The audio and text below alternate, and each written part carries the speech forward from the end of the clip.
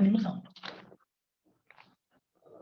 मग लास्टचा टाईप मधला आणि आत्ताचा टाईप मधला फरक पण सांगतो.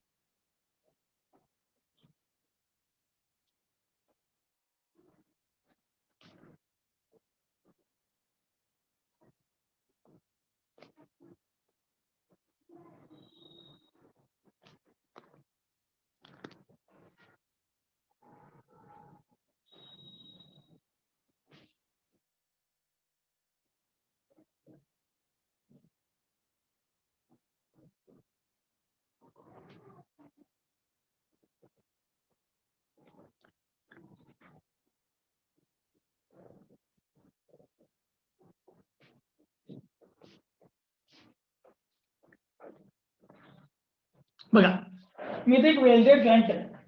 आता हा वेल्डेड जॉईंट आधीचा टाईप आणि आताचा टाईप वेगवेगळा कसा आहे ते पहिल्यांदा सांगतो. बघा, पूर्वी ही वॉल असायची, वॉल, आणि या वॉलला मी काय करायचो, असं एक प्लेट लावायची. ही प्लेट लावली तर ही प्लेट लावल्यानंतर काय करायचं, मला इथे एक वेल्ड मारायला लागायचा, इथे एक वेल्ड मारायला लागायचा, आणि मी इथं फोर्स लावायचो. त्यामुळे इथे एक वेल्ड आहे, इथे एक वेल्ड आहे, इथं फोर्स आहे, इसेंट्रिक फोर्स. तर हा वेल्डिंगचा प्लेन तयार व्हायचा, इथं आणि इथे वेल्डिंगचा प्लेन, आणि या प्लेन मध्ये इथं फोर्स आहे, इसेंट्रिक फोर्स. त्यामुळे हे काय व्हायचं, रोटेट व्हायला बघायचं, रोटेट. पण आत्ताची केस तशी नाही आहे. आता इथं जी ड्रॉ केली ती केस कशा सांगतो. ही वॉल वरती ही प्लेट पॅरलली वेल्ड केलेली नाही. ही वॉल आहे आणि त्याला प्लेट मी आता अशी वेल्ड केल्या, परपेंडिक्युलर अशी. आता ही वेल्ड केल्या, अशी जर वेल्ड केली तर हा दुसरा type.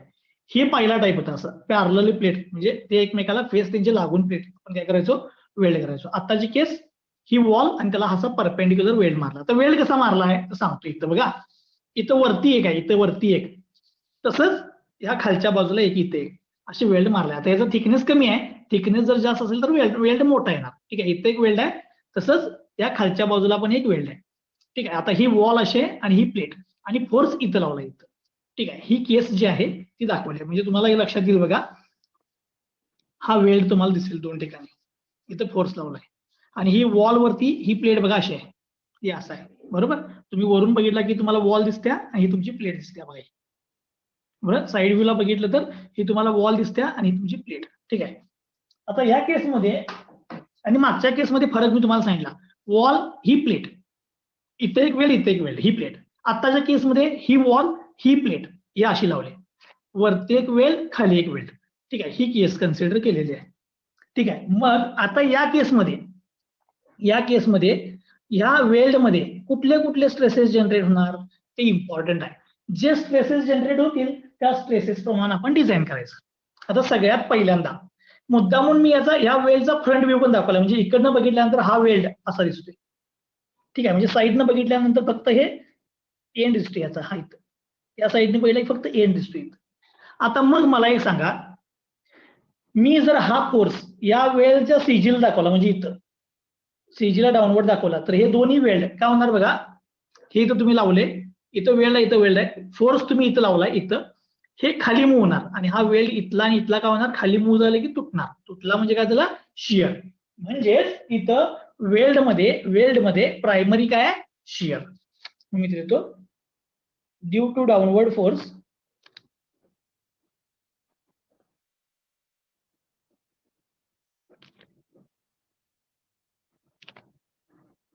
weld is subjected to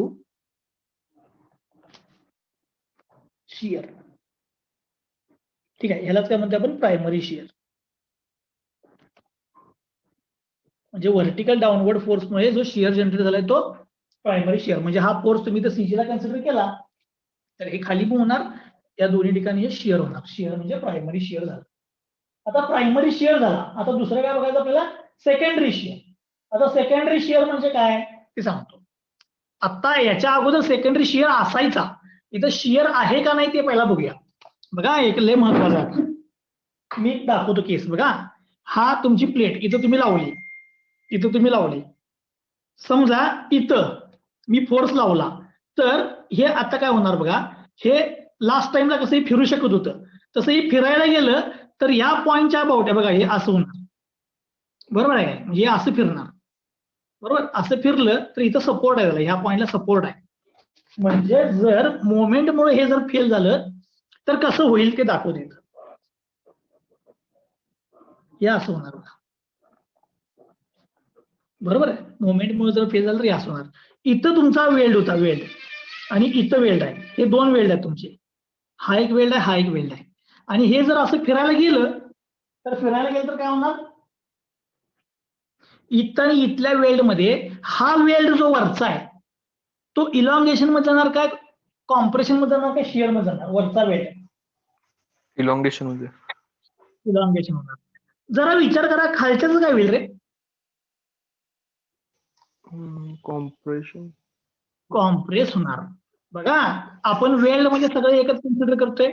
हा वेल्ड टेन्शन मध्ये आहे, हा वेल्ड कॉम्प्रेशन मध्ये आहे. जर असं मी जरा सॉम मध्ये जातो, सॉम मध्ये बघा, समजा हा एक बार आहे, तुम्ही बेंड केला, बेंड केला तर ह्याची ही वरची साईड कशामध्ये असते रे? टेन्शन. आणि याची लोअर साईड ही कशामध्ये असते? कॉम्प्रेशन. म्हणजे एका मटेरियलची एक साईड टेन्शन आहे, एक साईड कॉम्प्रेशन आहे. असं असेल तर आपण याला म्हणतोय बेंडिंग. असं असेल तर याला म्हणतोय आपण बेंडिंग. तसंच वेल्ड आपण सगळे एकच कन्सिडर करतो. त्याची वरची साईड कशामध्ये आली? टेन्शन मध्ये आली. खालची साईड कशामध्ये आली? कॉम्प्रेशन मध्ये आली. म्हणजेच इथं काय झालं बानो, या वेल्ड मध्ये बेंडिंग स्ट्रेसेस जनरेट झाले. वेल्ड मध्ये काय झाले? बेंडिंग स्ट्रेसेस जनरेट झाले. ठीक आहे, त्यामुळे इथं सेकंडरी जो काय आहे तो सेकंडरी म्हणजे काय बानो? बेंडिंग आहे. ठीक आहे, त्यामुळे म्हणतो हे 1 नंबर झालं. आता 2 नंबर लिहितो. Due to moment upper weld is subjected to tension and lower weld is subjected to compression. That is, weld is subjected to bending.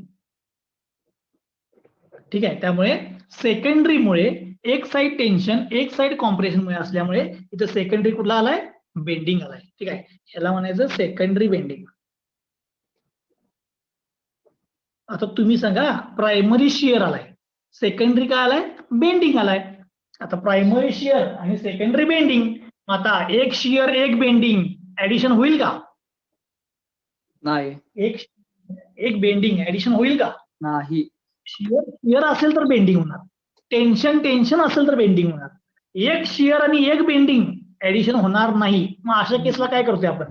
Resultant काढण्यासाठी अशा केसला काय करतोय आपण? प्रिन्सिपल स्ट्रेस थेरी वापरतोय बघा. एकतर टेन्साईल किंवा एकतर शिअर. म्हणजे तुमच्या आता थोडस तुम्ही रिलेट केला तर वेल्डेडचा पहिला टाईप आणि बोल्टेडचा पहिला टाईप सेम आहे बघा, आणि वेल्डेडचा दुसरा आणि बोल्टेडचा दुसरा बऱ्यापैकी सेम आहे. तिथं पण सेकंडला आपण काय वापरलेली? प्रिन्सिपल स्ट्रेस थेरी वापरलेली बोल्टेड जॉईंट मध्ये. इथं पण आपण काय वापरणार आहे? तर एक शिअर आहे आणि एक बेंडिंग आहे, म्हणजे यांचं ऍडिशन करता येणार नाही. रिझल्टंट काढण्यासाठी आपल्याला प्रिन्सिपल स्ट्रेस थेरी वापरायला पाहिजे. ओके, आता हे जे लिहिलंय याच्यातला पहिला प्रायमरी शिअर मी डिटरमाइन करतो. प्रायमरी शिअर सांगा. आता प्रायमरी शिअर कसं डिटरमाइन करणार? प्रायमरी शिअर आपण कसा डिटरमाइन केला आतापर्यंत? प्रायमरी शिअर त्याला आपण टाऊ डॅश म्हणतोय. प्रायमरी शिअर कसा? हा फोर्स सिजिल दाखवणार ना, फोर्स डिवाइड बाय एरिया. आता हा फोर्स डिवाइड बाय एरिया. आता वेल्डचा एरिया घ्यायचा, ही लेंथ इंटू थिकनेस, ही लेंथ इंटू थिकनेस. त्यामुळे फोर्स डिवाइड बाय एरिया केले की तुम्हाला प्रायमरी शिअर मिळते. संपलं. प्रायमरी शिअर अगोदरच्या टाईपला जसा शोधलेला तसा शोधला इथं. प्रायमरी शिअर झाला. सेकंडरी काय येतं? Bending.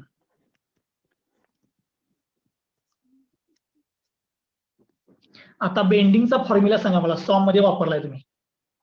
M/I is equal to sigma by y. बरोबर आहे काय? हा बेंडिंग मध्ये तुम्ही फॉर्म्युला वापरला. M/I is equal to sigma by Y.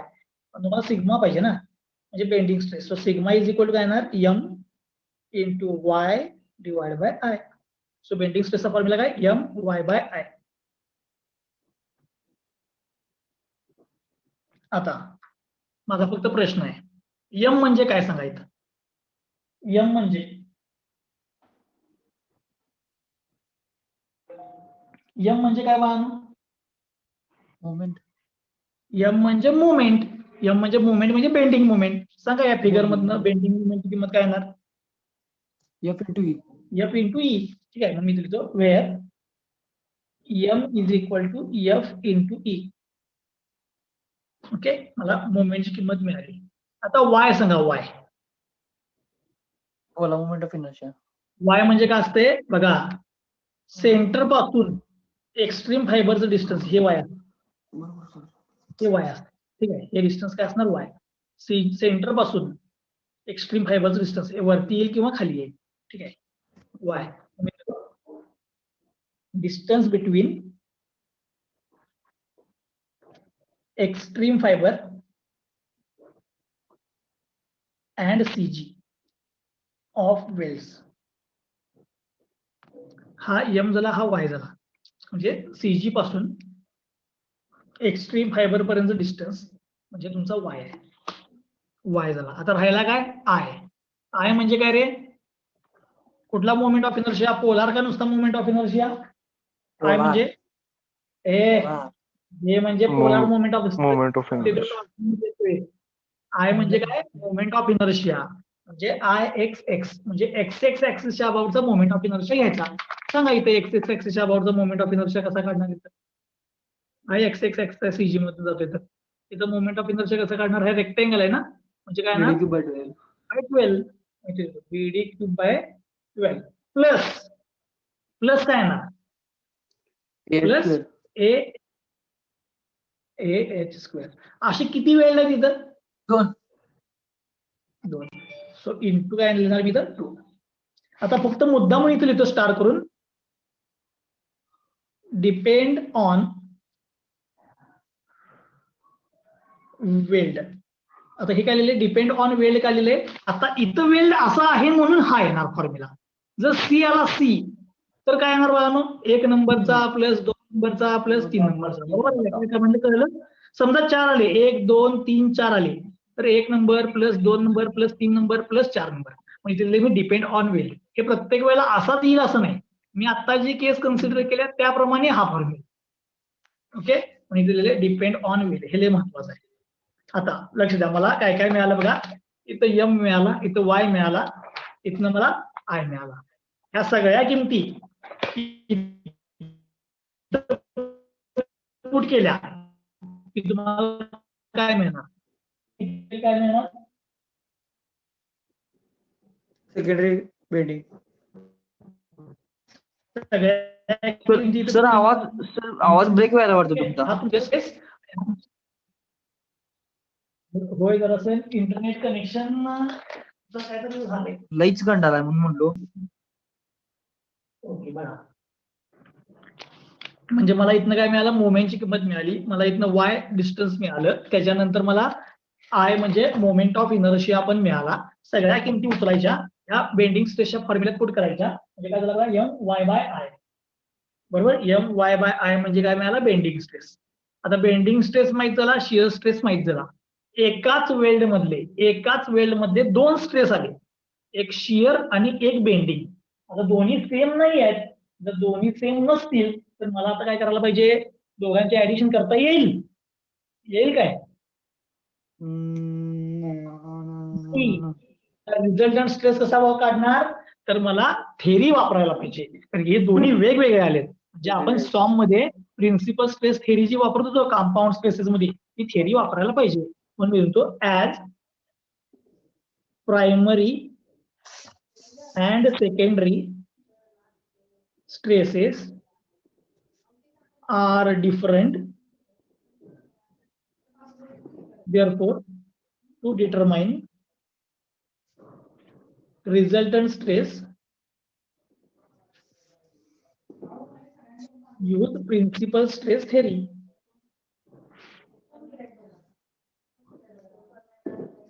Principal stress theory वापरली तर तुम्हाला प्रायमरी आणि सेकंडरी वापरता येईल. मग आता प्रिन्सिपल स्ट्रेस मध्ये 2 थेरी येतात, एक प्रिन्सिपल टेन्साईल आणि एक प्रिन्सिपल शिअर. आता त्यातली प्रिन्सिपल टेन्साईल वापरायची का प्रिन्सिपल शिअर वापरायची हे कशावरती ठरणार? प्रिन्सिपल टेन्साईल वापरायची का प्रिन्सिपल शिअर वापरायची हे कशावरती ठरणार? त्याच्यावर कुठलं ते आपल्याला प्रॉब्लेम मध्ये सांगतील त्याप्रमाणे ठरवायचं. त्यांनी टेन्साईल स्ट्रेस दिला तर टेन्साईल स्ट्रेस थिअरी वापरायची, शियर स्ट्रेस दिला तर शियर स्ट्रेस थिअरी वापरायची. पण काहीच मेन्शन केलं नाही तर शियर स्ट्रेस थिअरी वापरायची. म्हणून मी लिहितो प्रिन्सिपल शियर स्ट्रेस थिअरी. म्हणजे resultant stress is equal to काय येणार बघा, रूट ऍक्च्युली इथं सिग्मा टी बाय 2 चा स्क्वेअर असतो प्लस टाऊ स्क्वेअर. पण आता ह्या किमती कुठल्या यायला पाहिजेत, आपल्या प्रॉब्लेमच्या यायला पाहिजेत. आता टाऊ म्हणजे टाऊ डॅश प्रायमरी, म्हणून मला म्हणजे टाऊ डॅश. आता हा टाऊ डॅश आहे त्याचा रेस टू 2 आहे, म्हणून मी जर असं लिहिताना असं लिहितो, लक्ष द्या. कोडतो टाऊ डॅश आणि या ब्रॅकेटचा स्क्वेअर लिहितो. नाही तर तुम्ही म्हणणार रेस टू 12 आहे वाटतं. हे 1 म्हणणार आणि हे 2 म्हणणार, म्हणून टाऊ डॅशचा स्क्वेअर म्हणजे प्रायमरी शिअरचा स्क्वेअर. आता इथं सिग्मा टी नाही आहे, टेन्साईल नाही आहे. टेन्साईलच्या ऐवजी काय आला इथं, बेंडिंग आलाय, त्यामुळे सिग्मा टी येणार नाही तर काय येणार सिग्मा बी. सो सिग्मा बी बाय 2 चा स्क्वेअर प्लस टाऊ डॅशचा स्क्वेअर म्हणजे तुम्हाला काय मिळणार प्रिन्सिपल शिअर स्ट्रेस. आता हा प्रिन्सिपल शिअर स्ट्रेस जो आहे तो आपलं प्रॉब्लेम जे सॉल्व्ह करायचं टेक्निक आहे, ते टेक्निक काय आहे प्रॉब्लेम सॉल्व्ह करायचं, तर अगोदरच आपण ही थिकनेस जी असते थिकनेस ती किती कन्सिडर करतो रे, वेल्डची थिकनेस आपण अगोदरच किती कन्सिडर करतो, प्रॉब्लेम जो अननोन आहे तोच नोन करतो. मग हे जर 1 mm केलं आणि मी सगळं सोडवत गेलो, प्रायमरी शिअर सेकंडरी बेंडिंग शोधला, किमती इथं पुट केल्या, तर तुम्हाला जो टाऊ मिळणार तो म्हणजे किती mm च्या थिकनेसचा स्ट्रेस असणार, 1 mm चा 1 mm चा 1 mm चा. म्हणजे तुम्हाला हा 1 mm थिकनेसचा स्ट्रेस मिळणार, 1 mm थिकनेसचा स्ट्रेस. मग आता तुम्हीच सांगा मला 1 mm चा जर स्ट्रेस मिळाला तर रिक्वायर्ड थिकनेस कशी काढणार इथली, रिक्वायर्ड थिकनेस डिवाइड करायचं आपण त्याला, डिवाइड करायचं फोर्सने, प्रिन्सिपल नाही परमिसिबल. परमिसिबल ते मटेरियल वरती डिपेंड असते, 80, 90, 100 काय तर दिलेली असते किंमत, किंवा मटेरियलची प्रॉपर्टी दिली असते, फॅक्टर ऑफ सेफ्टीने डिवाइड करून आपण ते डिटरमाइन करतोय. ठीक आहे, आणि तिथनं तुमचा प्रॉब्लेम सॉल्व्ह आहे. म्हणून मी तुम्हाला एक गोष्ट म्हणलेली बघा, कालपर्यंतचा जो प्रॉब्लेम होता तो एकदम अवघड होता, हे एकदम सोपं आहे. ह्याला काय तुम्हाला ऍडिशन करायला लागत नाही. का सांगा, हे मिळालं की फॉर्म्युल्यात किंमत, फॉर्म्युल्यात पुट केली की उत्तर. म्हणजे इथं तुम्हाला मागच्या टाइम मध्ये कसं प्रायमरी शिअर सेकंडरी शिअरची डायरेक्शन, त्यांना रिझॉल्व, त्यांचा अँगल, रिझॉल्व करून त्यांचं ऍडिशन, हे काहीही करायला लागत नाही. प्रायमरी शेअर मिळवायचा, सेकंडरी शेअर मिळवायचा, किंमत टाकायची, उत्तर. अजून एक ऍडव्हान्टेज सांगतो, लक्ष द्या. मागच्या वेळेला तुम्ही जे शोधत होता, जे म्हणजे polar moment of inertia, polar moment of इनर्शियाचा फॉर्म्युला काय होता सांगा लास्टच्या प्रॉब्लेम मध्ये सेकंडरी शिअर साठी, MR/J, बरोबर आहे. जे पोलार मोमेंट ऑफ इनर्शिया कसा काढत होता तुम्ही, ऍडिशन करून दोन्ही पण IXX प्लस YY. आता मला सांगा, ह्यो IXX आहे का IYY आहे, XX आहे. संपलं. म्हणजे इथं IYY शोधायचीच गरज नाही, कारण इथं जे नकोच आहे, मला फक्त आयच पाहिजे आहे. ज्यावेळेला फक्त आपण आय वापरतो त्यावेळेला काय वापरतो, IXX. त्यामुळे ते आणि काम कमी झालं, IXX फक्त शोधायचं, IYY शोधायची गरजच नाही. त्यामुळे हा प्रॉब्लेम पेपरमध्ये जर पडला वेल्डेडचा तर सगळ्यात सोपा, आणि जर मागच्या टाईपचा पडला म्हणजे प्रायमरी आणि सेकंडरी शिअर तर तो सोडवायला अवघड असतो. मी तुम्हाला लास्ट टाइमला म्हणताना सांगितलं की नेक्स्ट टाइमला जो मी प्रॉब्लेम असणार आहे ते एकदम सोपा असणार आहे. ठीक आहे, चलो आता हे ओळखायचं कसं, प्रायमरी आणि सेकंडरी कसं आहे, तर ह्या फिगरवरनं ओळखायचं. सांगा मला आता, इथं फोर्स आहे तर हे रोटेट होताना काय होणार, इथं सपोर्ट आहे बघा, त्यामध्ये सपोर्टच्या अबाउट म्हणजे याला टिपिंग पॉईंट मध्ये कॉम्प्रेशन होणार, म्हणजे एक टेन्शन एक कॉम्प्रेशन. आता लास्टची केस पण दाखवतो, लास्टच्या वेळेची, म्हणजे तुम्हाला फरक कळेल. हे बघा, ही लास्टची टाइम, इथं सपोर्ट होता का रे, नाही, हे वॉलला पॅरलल लावलेलं बघा, वॉलला पॅरलल, बरोबर आहे, वॉलच्या सरफेसला जिच्या अबाउट रोटेट होऊ शकत होतं.